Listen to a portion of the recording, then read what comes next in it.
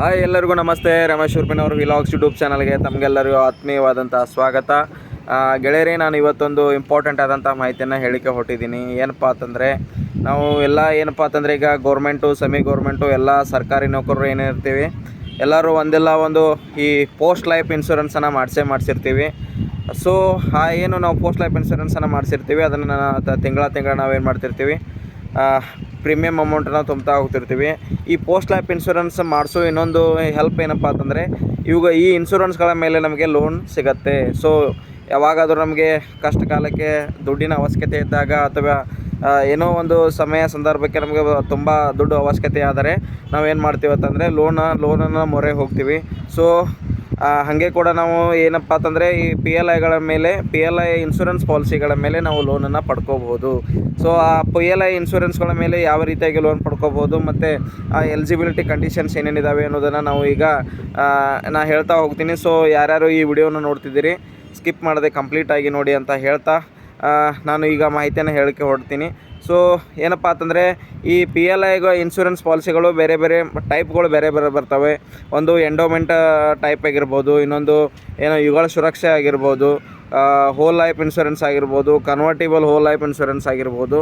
So ಏನಪ್ಪ ಅಂತಂದರೆ ಇವು 3-4 ಟೈಪ್ PLI ಇನ್ಶೂರೆನ್ಸ್ ಇದ್ದಾವೆ. ಅದರಲ್ಲಿ ಸಂತೋಷ ಮತ್ತು ಇನ್ನೊಂದು ಸುರಕ್ಷಾ ಅಂತೇಳಿ 2 ಟೈಪ್ ಇನ್ಶೂರೆನ್ಸ್ ಬರ್ತವೆ. ಮೊದಲನೇದಾಗಿ PLI ಮೇಲೆ ಲೋನನ್ನು ತಗೊಳ್ಳಿಕ್ಕೆ ಏನಪ್ಪ ಅಂತಂದರೆ ಈ ಎಂಡೋಮೆಂಟು ಮತ್ತು ಯುಗಳ ಸುರಕ್ಷಾ ಪಾಲಿಸಿ ಬರ್ತಾವಲ್ಲ, ಆ ಪಾಲಿಸಿಗಳ ಮೇಲೆ ಲೋನನ್ನು ಪಡೆದುಕೊಳ್ಳಲು ಕನಿಷ್ಠ ಅಂದರೂ 3 ವರ್ಷ ನಾವು ಪ್ರೀಮಿಯಮನ್ನು ತುಂಬಿರಬೇಕು. ಮತ್ತು ಈಗ ಹೋಲ್ ಲೈಫ್ ಇನ್ಶೂರೆನ್ಸ್ ಮತ್ತು ಕನ್ವರ್ಟಿಬಲ್ ಹೋಲ್ ಲೈಫ್ ಇನ್ಶೂರೆನ್ಸ್ ಅಂತೇಳಿ ಏನು PLI ಇನ್ಶೂರೆನ್ಸ್ ಪಾಲಿಸಿಗಳು ಬರ್ತಾವಲ್ಲ, ಅದರಲ್ಲಿ ನಾವು ಲೋನನ್ನು ಪಡೆದುಕೊಳ್ಳಲು ಕನಿಷ್ಠ ಮಿನಿಮಮ್ ಅಂದರೂ 4 ವರ್ಷ ತನಕ ಆದರೂ ನಾವು ಪ್ರೀಮಿಯಮನ್ನು ತುಂಬಿರಬೇಕು. ಸೊ ಇದಿಷ್ಟು ಮಾಹಿತಿ. ಇನ್ನೊಂದು ಏನಪ್ಪ ಅಂತಂದರೆ ಈ PLIಗಳನ್ನು ಇದ್ರ ಮೇಲೆ ಲೋನ್ ತೊಗೊಂಡ್ರೆ ಎಷ್ಟು ಬಡ್ಡಿ ಇರುತ್ತೆ ಅಂತಂದರೆ ಕಡಿಮೆ ಬಡ್ಡಿ ಇರುತ್ತೆ. ಬರೀ 10% ಬಡ್ಡಿಯನ್ನು ಇವರು ಇದು ಮಾಡ್ತಾರೆ, ಏನಂದ್ರೆ ಹಾಕ್ತಾರೆ. ಸೊ ಅಂದರೆ ಅತ್ಯಂತ ಕಡಿಮೆ ಬಡ್ಡಿ ದರದಲ್ಲಿ ಈ PLIಗಳ ಇನ್ಶೂರೆನ್ಸ್ಗಳ ಮೇಲೆ ನಮಗೆ ಲೋನ್ ಸಿಗುತ್ತೆ. ಮತ್ತು ಇದನ್ನು ಯಾವ ರೀತಿಯಾಗಿ ನಾವು ತುಂಬಬೇಕು ಅಂತಂದರೆ 6 ತಿಂಗಳಿಗೊಮ್ಮೆ ಇವರು ಬಡ್ಡಿ ಹಾಕ್ತಾರೆ. ಈ PLI ಲೋನ್ ಅದರದ್ದು ಒಂದು ಪಾಸ್ಬುಕ್ ಬರುತ್ತೆ. ಈಗ ಯಾವ ರೀತಿಯಾಗಿ ನಾವು ಇದನ್ನು ಮಾಡಿರ್ತೀವಲ್ಲ, ಏನು ಇನ್ಶೂರೆನ್ಸ್ ಪಾಲಿಸಿ ಮಾಡಿರ್ತೀವಿ, ಅದಕ್ಕೆ ಒಂದು ಪಾಸ್ಬುಕ್ ಕೊಟ್ಟಿರ್ತಾರೆ. ಅದೇ ರೀತಿಯಾಗಿ ಲೋನ್ ಮಾಡಿದರೂ ಕೂಡ ಲೋನ್ಗೆ ಒಂದು ಪಾಸ್ಬುಕ್ ಕೊಟ್ಟಿರ್ತಾರೆ. ಆವಾಗ ನಾವು ಲೋನ್ ರೀಪೇಮೆಂಟನ್ನು ಮಾಡ್ತಾ ಹೋಗ್ಬೋದು. ಈಗ ಫ್ರೆಂಡ್ಸ್, ನೀವು ತಿಳ್ಕೊಂಡಿದ್ದು ಏನಪ್ಪ ಅಂತಂದರೆ PLI ಲೋನ್ ಮಾಡಿಸ್ಬೇಕಂದ್ರೆ ಅಟ್ಲೀಸ್ಟ್ ಈ ಎಂಡೋಮೆಂಟ್ ಮತ್ತು ಯುಗಳ ಸುರಕ್ಷಾ ಪಾಲಿಸಿ ಮೇಲೆ 3 ವರ್ಷ ಆಗಿರಬೇಕು. ಮತ್ತು ಈ ಕನ್ವರ್ಟಿಬಲ್ ಹೋಲ್ ಲೈಫ್ ಇನ್ಶೂರೆನ್ಸ್ ಮತ್ತು ಕನ್ವರ್ಟಿಬಲ್ ಹೋಲ್ ಲೈಫ್ ಇನ್ಶೂರೆನ್ಸ್ ಏನು ಇವು ಪಾಲಿಸಿಗಳು ಬರ್ತಾವಲ್ಲ, ಇವುಗಳಿಗೆ ಏನಪ್ಪ ಅಂತಂದರೆ 4 ವರ್ಷ ಆದರೂ ಕೂಡ ನಾವು ಏನು ಪ್ರೀಮಿಯಮನ್ನು ತುಂಬಿರಬೇಕು. ಕಡಿಮೆ ಬಡ್ಡಿ ದರ ಇರುತ್ತೆ. ಮತ್ತು 6 ತಿಂಗಳಿಗೊಮ್ಮೆ ಬಡ್ಡಿ ಹಾಕ್ತಾರೆ. ಅದನ್ನು ನಾವು ಏನೋ ರೀಪೇಮೆಂಟ್ ಮಾಡ್ತಾ ಹೋಗ್ಬೋದು. ಸೊ ಇನ್ನು ಏನಪ್ಪ ಅಂತಂದರೆ ಏನೇನು ಇದಕ್ಕೆ ದಾಖಲಾತಿಗಳು ಬೇಕಾಗ್ತವೆ ಅಂತಂದರೆ, ಒಂದು ಯಾವುದಾದ್ರೂ ನೀವು ನಿಮ್ಮ PLI ಮೇಲೆ ಇಲ್ಲ ಇನ್ಶೂರೆನ್ಸ್ ಮೇಲೆ ಏನಪ್ಪ ಅಂತಂದ್ರೆ ಲೋನ್ ತೊಗೊಳ್ಳಲು ನೀವು ನಿಮ್ಮದು ಎಲ್ಲಿ ವರ್ಕಿಂಗ್ ಪ್ಲೇಸ್ ಇರುತ್ತಲ್ಲ, ಆ ವರ್ಕಿಂಗ್ ಪ್ಲೇಸ್ನ ನಿಯರೆಸ್ಟ್ ಯಾವುದು ಪೋಸ್ಟ್ ಆಫೀಸ್ ಇರುತ್ತಲ್ಲ ಅಲ್ಲಿ ಹೋಗಿ ಒಂದು PLI ಅಪ್ಲಿಕೇಶನ್ ಫಾರ್ಮನ್ನು ಕೊಡ್ತಾರೆ. ಆ ಅಪ್ಲಿಕೇಶನ್ ಫಾರ್ಮನ್ನು ಅಲ್ಲಿ ನೀವು ಕರೆಕ್ಟಾಗಿ ಏನು ಮಾಡಬೇಕಂದ್ರೆ ಫಿಲಪ್ ಮಾಡಬೇಕು. ನಿಮ್ಮ ಪಾಲಿಸಿ ನಂಬರು, ನಿಮ್ಮ ಹೆಸರು, ಸಮ್ ಅಶ್ಯೂರ್ಡ್ ಎಷ್ಟಿದೆ, ಸೊ ಅದನ್ನೆಲ್ಲ ಕರೆಕ್ಟಾಗಿ ಫಿಲಪ್ ಮಾಡಬೇಕು. ಮತ್ತು ಇನ್ನೊಂದು ಏನಪ್ಪ ಇಂಪಾರ್ಟೆಂಟ್ ಮಾಹಿತಿ ಅಂತಂದರೆ, ನೀವು ಯಾವುದೇ ಅಂದರೆ ಅವರಲ್ಲಿ ನಿಮ್ಮದು ಯಾವ PLI ಇನ್ಶೂರೆನ್ಸ್ ಲೋನು ಸ್ಯಾಂಕ್ಷನ್ ಆದರೆ ಯಾವ ಬ್ಯಾಂಕಿಗೆ ಕಟ್ಟಬೇಕು ಅನ್ನೋದ್ರ ಬಗ್ಗೆ ಅವರು ಏನೋ ಬ್ಯಾಂಕ್ ಅಕೌಂಟ್ ಡೀಟೇಲ್ಸನ್ನು ಕೇಳಿರ್ತಾರೆ. ಅದರಲ್ಲಿ ನಿಮ್ಮದು ಸ್ಯಾಲ್ರಿ ಯಾವುದು ಡ್ರಾನ್ ಆಗ್ತಿರ್ತೈತಲ್ಲ ಆ ಬ್ಯಾಂಕ್ ಡೀಟೇಲ್ಸನ್ನು ಕೊಡ್ಬೋದು. ಇನ್ನೊಂದು ಏನಪ್ಪ ಅಂತಂದರೆ ನಾನು ಕೇಳ್ಪಟ್ಟಂಗೆ ಯಾರಾದರೂ ಈ ಪೋಸ್ಟಲ್ ಇದನ್ನು ಸೇವಿಂಗ್ಸ್ ಬ್ಯಾಂಕ್ ಅಕೌಂಟನ್ನು ಹೊಂದಿದರೆ ಅದರಲ್ಲಿ ಈಸಿಯಾಗಿ ಅದು ಏನಾಗತ್ತಂದರೆ ಅವರು ಜಲ್ದಿಯಾಗಿ ನಮ್ಮದು ಲೋನು ಸ್ಯಾಂಕ್ಷನ್ ಆಗುತ್ತೆ ಅಂತ ಹೇಳ್ತಾರೆ. ಸೊ ಹಾಗಾಗಿ ಪೋಸ್ಟ್ ಆಫೀಸ್ನಲ್ಲಿ ಯಾವ್ದಾರು ಸೇವಿಂಗ್ಸ್ ಬ್ಯಾಂಕ್ ಅಕೌಂಟ್ ಇದ್ದರೆ ಅದೇ ಅಕೌಂಟ್ ಡೀಟೇಲ್ಸನ್ನು ಕೊಟ್ಟರೆ ಈಸಿಯಾಗಿ ನಮ್ಗೆ ಇದನ್ನಾಗುತ್ತೆ.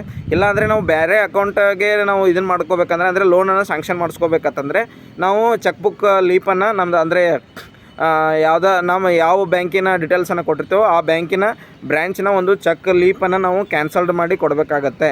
ಸೊ ಇದಿಷ್ಟು. ಮತ್ತು ಇನ್ನು ಮಾಹಿತಿ ಇನ್ನೂ ಏನೇನು ದಾಖಲಾತಿ ಬೇಕಾಗ್ತಾವೆ ಅಂದರೆ, ನಾನು ಹೇಳ್ದಂಗೆ ಫಸ್ಟು ಒಂದು ಅಪ್ಲಿಕೇಶನ್ ಫಾರ್ಮು ಅದನ್ನು ಕಂಪ್ಲೀಟಾಗಿ ತುಂಬಬೇಕು. ಅದಾದ ನಂತರ ಆ ಅಪ್ಲಿಕೇಶನ್ ಫಾರ್ಮ್ಗೆ ಒಬ್ಬರು ವಿಟ್ನೆಸ್ ಬೇಕಾಗುತ್ತೆ. ಅಂದರೆ ಒಬ್ಬರು ಯಾರ್ದಾದ್ರೂ ವಿಟ್ನೆಸ್ಸನ್ನು ಸಹಿ ಮಾಡಿಸ್ಬೇಕಾಗತ್ತೆ ಮತ್ತು ಅವ್ರದ್ದು ಒಂದು ಐಡೆಂಟಿಟಿಯನ್ನು ಇಸ್ಕೋಬೇಕಾಗತ್ತೆ.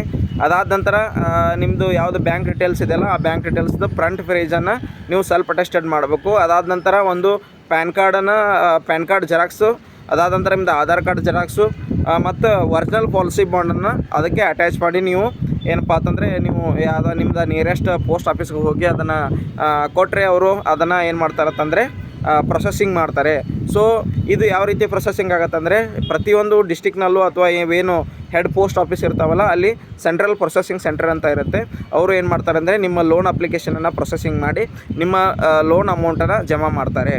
ಇನ್ನೊಂದು ಈ PLI ಅಂದ್ರೆ ಪೋಸ್ಟ್ ಲೈಫ್ ಇನ್ಶೂರೆನ್ಸ್ ಬಗ್ಗೆ ಯಾರ್ಯಾರು ಇನ್ಶೂರೆನ್ಸ್ಗಳನ್ನು ಮಾಡಿಸ್ಕೊಂಡಿದ್ದೀರಿ ಅವ್ರಿಗೆ ಏನಪ್ಪ ಅಂತಂದರೆ ಇವ್ರ ಕಡೆ PLI ಇನ್ಶೂರೆನ್ಸ್ ಇದರಿಂದ ಸಂಸ್ಥೆಯಿಂದ ಕಸ್ಟಮರ್ ಲಾಗಿನನ್ನು ಕೊಟ್ಟಿದ್ದಾರೆ. ಅಂದರೆ ನೀವು ಯಾರ್ಯಾರು ಇನ್ಶೂರೆನ್ಸ್ಗಳನ್ನ ಮಾಡಿಸ್ಕೊಂಡಿದ್ದೀರಿ ನಿಮ್ಮ ಇನ್ಶೂರೆನ್ಸ್ಗಳು ಡೀಟೇಲ್ಸ್ಗಳನ್ನು ಮತ್ತು ಅದರ ಮೇಲೆ ಎಷ್ಟು ಲೋನ್ ಸಿಗುತ್ತೆ ಏನೇನು ಅದರ ನಾವು ರೀಪೇಮೆಂಟ್ ಶೆಡ್ಯೂಲ್ ಕೂಡ ಅವರು ತೋರಿಸ್ತಾರೆ ಅದರಲ್ಲಿ. ಸೊ ಯಾರ್ಯಾರು ಇನ್ನೂ ಕಸ್ಟಮರ್ ಲಾಗಿನನ್ನು ಕ್ರಿಯೇಟ್ ಮಾಡ್ಕೊಂಡಿಲ್ಲ PLIನಲ್ಲಿ, ಸೊ ಕಸ್ಟಮರ್ ಲಾಗಿನನ್ನು ಕ್ರಿಯೇಟ್ ಮಾಡ್ಕೊರಿ. ಇದರಿಂದ ನಿಮಗೆ ಹೆಲ್ಪ್ ಆಗುತ್ತೆ. ಯಾಕಂದರೆ ಅದ್ರ ಮೇಲೆ ನಿಮ್ಮದು ಒಂದು ಯಾರಂತಂದರೆ ಒಬ್ಬರು ಈಗ ಏನು ಲೋನ್ನ ಪಾಲಿಸಿಗಳನ್ನು ಮಾಡಿಸ್ಕೊಂಡಿರ್ತೀರಿ. ಸೊ ಅದ್ರ ಮೇಲೆ ನಮಗೆ ಲೋನ್ ಎಷ್ಟು ಸಿಗುತ್ತೆ ಅಂತ ಹೋಗಿ ನೀವು ಅಲ್ಲಿ ಪೋಸ್ಟ್ ಆಫೀಸ್ಗೆ ಹೋಗಿ ಕೇಳ್ಕೊಂಬರ್ಬೇಕಾಗತ್ತೆ. ಬಟ್ ಏನಪ್ಪ ಅಂತಂದರೆ ಕಸ್ಟಮರ್ ಲಾಗಿನನ್ನು ನಾವು ಮಾಡ್ಕೊಂಡಿವತ್ತಂದರೆ ನಮಗೆ ಮನೆಯಲ್ಲೇ ಕುಳಿತುಕೊಂಡು ಮೊಬೈಲ್ನಲ್ಲಿ ಅದೊಂದು ಯೂಸರ್ ನೇಮ್ ಪಾಸ್ವರ್ಡ್ ನಾವು ಕ್ರಿಯೇಟ್ ಮಾಡಿಕೊಂಡು ಲಾಗಿನ್ ಆದರೆ ನಮ್ಮದು ಫುಲ್ ಡೀಟೇಲ್ಸ್ ಎಲ್ಲ ಬರುತ್ತೆ ನಮ್ಮದು.